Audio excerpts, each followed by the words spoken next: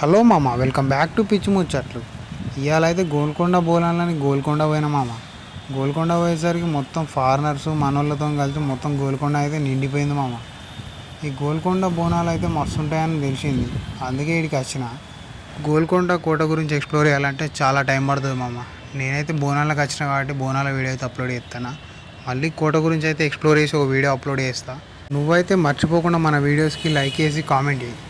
ఇట్లాంటి వీడియోస్ కోసం మన ఛానల్ని సబ్స్క్రైబ్ చేసుకొని పక్కనే ఉన్న బెల్ ఐకాన్ అయితే ఆన్ చేసుకో.